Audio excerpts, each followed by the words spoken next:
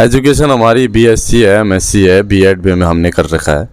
भाई ऐसे तो नहीं करे, इसने तो एमएससी की, बीएड की, किस में गया ये थोड़ा सा बताएगा कि कैसा क्या कह रहे हैं। जय हिंद दोस्तों, उम्मीद करता हूँ आप लोग मेरी तरह स्वस्थ एंड मस्त होंगे। आज हमारे साथ है भट्ट जी, विनोद भट्ट जी इनका प्यार से नाम कहते हैं, बाकी भट्ट जी यहाँ पुकारते हैं आरटीसी करेरा में। देखो आज इनकी स्ट्रगल भरी कहानी है, एसएससी जीडी इनने कैसे ज्वाइन की और बाकी इनके क्वालिफिकेशन देखो, एमएससी बीएससी भी कर रखी है, फिर भी एसएससी जीडी क्या रीजन रहा है ज्वाइन करने का, देखो इसके अपर एग्जाम क्यों नहीं दिए, ये सारा कुछ बताने वाले हैं। और बाकी देखो बहुत टाइम हो गया था, जैसे एजेस है, जैसे मैं भी 25 साल का हूँ, ये भी मेरे एज के मान सकते हैं 26-25 साल के, तो क्या रहता था घर में, क्या माहौल रहता था आस पड़ोस में, क्या ताने देते थे, वो सारा कुछ बताने वाले, इसलिए आपको समय रहती ज्वाइन करना है, वो सारा कुछ बताने वाले। बाकी जॉब मिलने के बाद इनको कैसा फील हुआ और बाकी आस पड़ोस वाले क्या कहते हैं, ये आपको सुनना है। देखो बाकी अभी तक आपने वीडियो को लाइक नहीं किया तो फटाफट वीडियो को लाइक कर दीजिएगा, चैनल को सब्सक्राइब कर दीजिएगा, क्योंकि यहाँ पे आपको ऑथेंटिक जानकारी मिलती है। अगर आप टेलीग्राम चैनल से नहीं जुड़े तो जल्दी से जुड़िएगा, लिंक आपको डिस्क्रिप्शन बॉक्स में मिलेगा, या आप सर्च कर सकते हो वाईटी बोरा से सर्च करेंगे तो मैं टेलीग्राम पे मिल जाऊँगा, क्योंकि हम ट्रेनिंग सेंटर में तो इतना अपडेट मैं कर नहीं पाता, मैं टेलीग्राम पे ही अपडेट करने की कोशिश करता हूँ। यूट्यूब पे थोड़ा टाइम लगता है, नेट इशू भी यहाँ पे रहता है। भट्ट जी थोड़ा सा अपना परिचय बताएगा, आप कहाँ से और डिस्ट्रिक्ट और गाँव वगैरह बता दीजिएगा, कहाँ से आप बिलोंग करते हो। हाँ, मेरा नाम विनोद भट्ट है, मैं पिथौरागढ़ डिस्ट्रिक्ट उत्तराखंड से बिलोंग करता हूँ, जहाँ मेरा गांव छोटा सा बुंगा छिना क्षेत्र पर नखनोली या बटियोड़ा नाम से जाना जाता है। माँ हरनंदा की कृपा सदैव हम पर बनी रहती है। माँ हरनंदा हमारे जो है कि वर्णधार कर्णधार हैं। तो भट्ट जी ने अपना परिचय बता दिया। बाकी देखो पिथौरागढ़ डिस्ट्रिक्ट से हैं तो भट्ट जी को कोई जानते हो तो कमेंट करना, भट्ट जी को जानते हो यार, विनोद भट्ट जी इनका नाम है, बाकी इनकी शक्ल देख लेना, कमेंट कर सकते हो। मैं भी उत्तराखंड से हूँ, चंपारण डिस्ट्रिक्ट, अगल बगल में दोनों डिस्ट्रिक्ट हैं। देखो भट्ट जी आपसे पूछता, आप थोड़ा सा एक बार रो स्कोर बता दीजिएगा अपना, रो और नॉर्मल स्कोर एसएससी जीडी में। एसएससी जीडी में रो स्कोर हमारा 110 रहा, नॉर्मलाइजेशन 116 के आसपास रहा हमारा। तो भट्ट जी ने अपना रो स्कोर नॉर्मल ये बता दिया, एसएससी जीडी की तरफ बता दिया, उससे ज़्यादा यहाँ पे मोटिवेट है। देखो भट्ट जी आपने एजुकेशन क्वालिफिकेशन थोड़ा सा आप एक्सप्लेन करिए कि आपने क्या क्या कर रखा है। एजुकेशन हमारी बीएससी है, एमएससी है, बीएड भी में हमने कर रखा है। तो भट्ट जी आपसे ये क्वेश्चन पूछा, आपने एसएससी जीडी का जैसे इस बार फर्स्ट टाइम दे रहे हो ना एसएससी जीडी? जी, ये पहली बार हमने दिया हुआ है एसएससी जीडी का एग्जाम। तो एसएससी जीडी ऐसा क्या कारण रहा है जो आपने इस बार एसएससी जीडी ज्वाइन किया? इससे पहले आपने कोई एसएससी जीडी का एग्जाम नहीं दिया या आप अपर लेवल की ही सोचते थे? क्या मतलब आपके मन में क्या विचार आते थे, जैसे आपकी एजुकेशन में एमएससी बीएड बहुत कुछ कर रखा आपने? दरअसल हमारी जिस तरह से क्वालिफिकेशन रही है उस हिसाब से हम अपने आगामी भविष्य को देख रहे थे। इस वजह से हम अपने भविष्य को जब देख रहे थे तो इसी तरह की हम एग्ज़ाम को क्रैक करने की कोशिश कर रहे थे, लेकिन उस तरह की तैयारियां भी हमसे नहीं हो पा रही थी जिस वजह से। लेकिन भविष्य के साथ हमारे उम्र का तकाजा, यानी कि कह सकते हैं आप, उम्र भी निकले जा रही थी, जिससे कि हम कोई फॉर्म भी ना भर पाएँ। इस वजह से इस एसएससी जीडी ने एक हमें सुनहरा मौका फिर से हमें दिया कि 2 साल का एक्सटेंशन दिया, जिस वजह से हमारा एज भी रिलैक्सेशन मिल पाया हमें। एक एज रिलैक्सेशन के दौरान हमने फिर ज़्यादा ना सोचते हुए एसएससी जीडी की तरफ से रुझान करना हमने बेहतर समझा, ताकि हम अपने भविष्य को कम से कम सिक्योर रख सकें। इस वजह से हमने एसएससी जीडी को प्रेफरेंस दी, ताकि हम अपने भविष्य को सिक्योर रखते हुए बड़े एग्जामों को हो सकता है अंदर से ही तैयारी कर सकें, और आपके एलडीसी वगैरह के एग्ज़ाम दे करके हम बड़े पोस्टों को भी हासिल कर सकते हैं। इस वजह से हमने एसएससी जीडी को देना उचित समझा। भट्ट जी आपसे एक क्वेश्चन करता हूँ कि आपने एसएससी जीडी की इस बार प्रिपरेशन की या नहीं की? ऐसे जैसे अपर लेवल में आप थोड़ा बहुत तैयारी करते हैं, उस बेस पे आपने एसएससी जीडी तैयारी निकाल दिया था? दरअसल हमने एसएससी जीडी की कोई खास तैयारी नहीं की थी, प्रिपरेशन हमारी और एग्ज़ामों की थी। तो एसएससी जीडी का एग्ज़ाम मेरे हिसाब से उस हिसाब से नॉर्मल था, तो एसएससी जीडी की खास तैयारी हमने की नहीं हुई थी। दरअसल इसमें भी हमारी थोड़ी सी एक लक ये फैक्टर ये चला कि हमारे एग्ज़ाम का मेरे को पैटर्न खास पता नहीं था, तो इस वजह से हमने पैटर्न का जानकारी के लिए लास्ट हमारा पेपर जो 1 महीने का दौरान पेपर चलते रहते हैं, तो हमारा पेपर लास्ट में चले गया। तो इस वजह से एग्ज़ाम का कुछ पैटर्न वगैरह या हल्की फुल्की तैयारी के लिए हमें टाइम मिल गया था। तो भट्ट जी आपसे एक क्वेश्चन होता है, आपने बोला कि जैसे उम्र टाइम बीतते रह रहा था और बीच में कोरोना वायरस भी आ गया था, 2-3 साल तो वही खा गया। तो जैसे आपकी क्वालिफिकेशन एमएससी बीएड, तो गांव वाले भी देखते होंगे हाँ एमएससी किया हुआ लड़का है, बीएड किया हुआ लड़का है, तो आपका फिर लोगों का क्या रुझान रहता है कि नौकरी नहीं लग रही है, तो क्या मतलब ताने सुनने को मिलते थे, क्या क्या कहने को मिलते थे, थोड़ा सा बताइएगा ताकि जो छोटे छोटे बच्चे अभी एसएससी जीडी की तैयारी कर रहे हैं तो वो अपना जो मेहनत करते हैं ना, 1-2 दिन मेहनत करते हैं फिर उसके बाद हार मान लेते तो उनका सिलेक्शन ना रोके। तो आप ये बताइएगा कि आपको क्या क्या परिस्थिति से गुजरना पड़ा? दरअसल समाज की बात करें तो समाज में भिन्न भिन्न भांति भांति प्रकार के लोग हमें मिलते रहते हैं। कुछ लोग हमें आशा भरी नज़रों से देखते थे कि ये लड़का आगे चल कर कुछ करेगा, और कुछ का तो आप जानते ही हैं, वो हमेशा टांग खींचने के लिए तत्पर रहते हैं। चाहे व्यक्ति ठीक करे तो मेरे ख्याल से ज़्यादा ये टांग खींचने के प्रयत्न करते हैं कि बच्चा ठीक कैसे कर रहा है, और बाकी ऐसा कुछ खास था नहीं।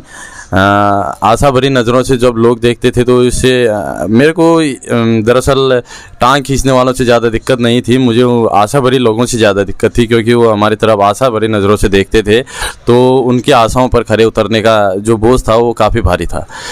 तो जैसे आपको लगता होगा समय समय पे आपके सिलेक्शन नहीं हो पा रहा था, तो आपको कैसा फील होता था कि मेरा सिलेक्शन नहीं हो रहा, मेरे क्वालिफिकेशन तो इतनी अच्छी खासी है, बाकी लोग फिर ऐसे बोल रहे थे, तो आपको कैसा फील होता था? दरअसल हम कह सकते हैं फैमिली से दूर किराए पर रह रहे थे, तो उस समय अकेले बैठकर बहुत सोच आता था कि यार अब इसमें नहीं होगा तो क्या करेंगे अगले बार में। हमारे पास ऐसा कुछ खास ऑप्शन था नहीं कि अगर हम किसी एग्ज़ाम को क्लियर नहीं कर पाएंगे तो आगे क्या करेंगे। इस वजह से हमारे ये कह सकते हैं कि थोड़ा सा मानसिक तनाव ज़रूर रहता है। अतः यही कारण था कि मानसिक तनाव के कारण ही हमने एसएससी जीडी का फॉर्म भरा था। तो आपके मन में फिर यही विचार है कि मैं एसएससी जीडी, फिर आपको ये फील नहीं हुआ कि अब बहुत लो लेवल की पोस्ट है, तो आपने क्या सोचा? आप वैसे भी पहाड़ के इलाके से हो तो आपने फिर घर वालों की परिस्थितियाँ भी देखेंगे उसी हिसाब से करने की। जी हाँ, दरअसल ऐसा एसएससी जीडी को खास लो तो नहीं मान सकते, लेकिन हाँ लो कह सकते हैं, लो ग्रेड का नौकरी है, लेकिन आपके भविष्य को सिक्योर रखती है और आप यहाँ से अंदरूनी एलडीसी वगैरह आप अंदरूनी एग्ज़ाम निकाल करके बड़े बड़े पदों में हासिल कर सकते हैं। अतः इस बारे में मैंने खास सोचा नहीं। तो भट्ट जी एक क्वेश्चन मैं आपसे ये पूछता हूँ कि जैसे कई लोग होते हैं, जैसे आपने भी कहा कि मैं जैसे बड़े बड़े एग्जाम देना चाहता हूँ, तो आप उन लोगों को बताइएगा कि जैसे छोटे भी एग्जाम होते हैं तो उनको देना, ज्वाइन करना ना करना वो अलग बात है। तो छोटे से जैसे कई बच्चे ऐसे होते हैं, आपने इस बार ज़रूर देखा होगा कि जैसे सीजीएल वाले भी होते हैं, वो भी जीडी का एग्ज़ाम देते हैं, चाहे वो ज्वाइन करें ना करें, वो भी सोचते हैं कि मेरा कहाँ तक बेस बना है। तो आप ये बताइए कि जो भी एजुकेशन बड़े हैं, जैसे एमएससी करें, जैसे बीएससी तो मैंने भी किए, तो उनको छोटे एग्जाम भी देने चाहिए, चाहे ज्वाइन ना करें, उनको पता लगना चाहिए कि मैं किस लेवल पर हूँ। जी दरअसल इसके बारे में हम एग्जाम्पल देना चाहेंगे कि अगर हमने छत पर चढ़ना है तो हमने छोटी छोटी सीढ़ियों से चढ़ना पड़ेगा।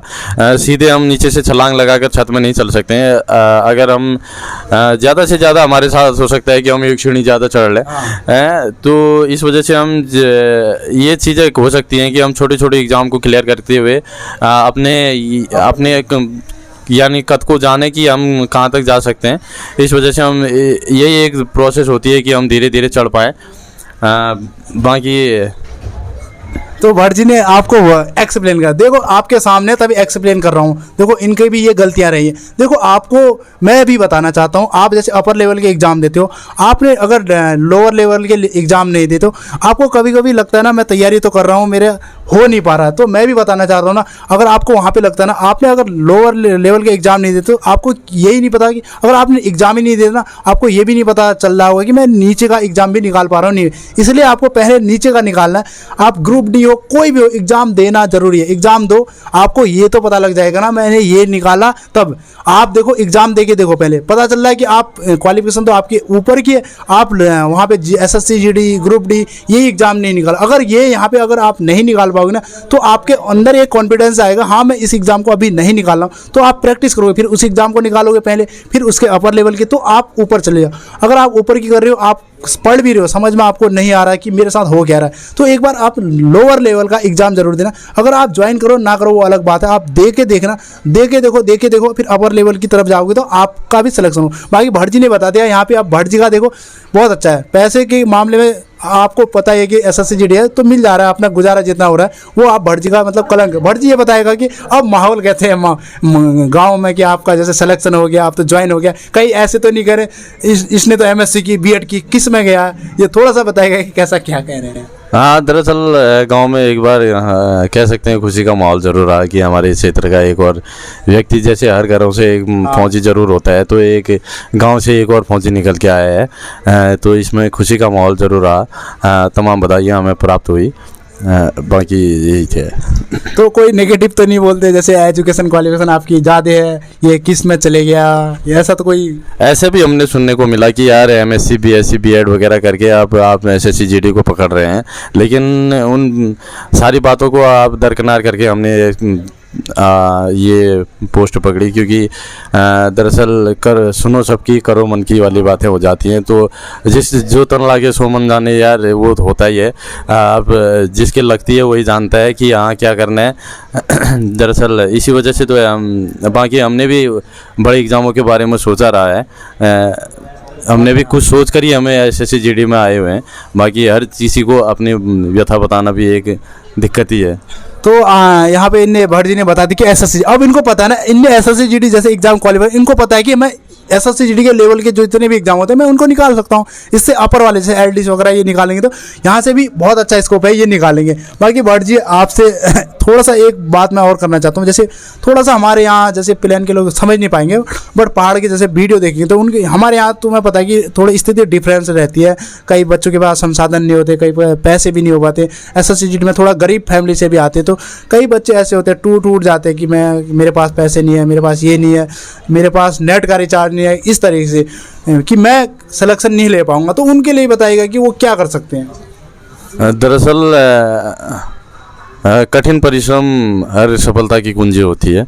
आप मेहनत करते रहिए, आप ज़रूर सफल होंगे। आप पहले भी बता चुका हूँ, छोटी छोटी सीढ़ियों से आप प्रारंभ कीजिए, आप छोटी छोटी सफलताएं प्राप्त कीजिए। इससे आपको आत्मविश्वास बिल्डअप होगा, और इससे जो है कि आपको आपके कद के बारे में भी पता चलेगा कि आप कहाँ तक पहुँच सकते हैं, और परिश्रम ज़रूरी है। तो भट्ट जी ने, हमारे विनोद भट्ट जी ने ये सारा एक्सप्लेन कर दिया। बाकी देखो, किसी को ज़्यादा मजबूरी है ना, जैसे कोई रिचार्ज नहीं कर पा रहा है, इंटरनेट की दुनिया आजकल सब यूट्यूब से पढ़ लेते हैं। तो अगर किसी को दिक्कत है ना, तो अगर आपके जेन्युइन प्रॉब्लम है तो मेरे से संपर्क आप कर लेना, मैं कर दूंगा एक रिचार्ज, तो आपका सिलेक्शन पक्का हो जाएगा। आप चाहे कहीं से भी हो, किसी भी स्टेट से हो, कैसी भी परिस्थिति से हो, अगर आपकी स्थिति खराब है ना, अब मुझे लगेगा हाँ आप सच में बोल रहे हो, तो मैं करवा सकता हूँ, एक रिचार्ज करवा दूंगा। जो पढ़ना चाहता है, उसके बाद ऐसा नहीं कि आपने सिलेक्शन नहीं लगा तो मेरे को भी बहुत बुरा फील होगा, जिसके मैंने रिचार्ज किया उस बेचारे ने तो पढ़ा ही नहीं। तो आपको फिर ये सोचना है कि मैंने सिलेक्शन लेना, अगली बार सिलेक्शन लोगे आप मेरे सामने इंटरव्यू दोगे, हाँ मैंने आपके पैसों से ये चीज़ मैंने अपने मम्मी पापा के लिए की, तभी मैं करवा पाऊँगा। तो आपको ये चीज़ें नहीं सोचनी कि मेरे पास पैसा नहीं, उसकी टेंशन मत लीजिएगा। अब तो थोड़ा बहुत हमें भी आता है तो वो हम करवा सकते हैं, इतना मैं भी कह सकता हूँ। बाकी देखो Bhatt ji first time interview दे रहे हैं, इससे पहले भी आपने इंटरव्यू दिया? ये मेरा पहला बार साक्षात्कार है। तो आपको कैसा लगा हमारे चैनल पे आके? जी बेहतरीन, इससे मेरे को साक्षात्कार का कुछ अनुभव हुआ। और थोड़ा सा एक पॉइंट और, तो ट्रेनिंग में आपको कैसा फील हो रहा है आजकल? ट्रेनिंग वाकई बहुत मज़ेदार फील है। तो उम्मीद करता हूँ गाइज आपको भी बहुत अच्छा लगा। बाकी देखो मजे से इंटरव्यू दिया है भट्ट जी ने, हंसते हंसते ऐसे आपको देना है, कहीं भी जाते ना हंसते हंसते, जो सामने वाला भी गुस्से वाला है ना वो भी हंस जाए, तो ऐसा ही करना है। उम्मीद करता हूँ आपको वीडियो पसंद है। वीडियो को लाइक कर दीजिएगा, चैनल को सब्सक्राइब कर। गाइज फिर मिलते हैं नेक्स्ट वीडियो में, तब तक के लिए टाटा बाय बाय, जय हिंद जय भारत, भगवान करे आपका दिन शुभ हो, टेक केयर, बाय।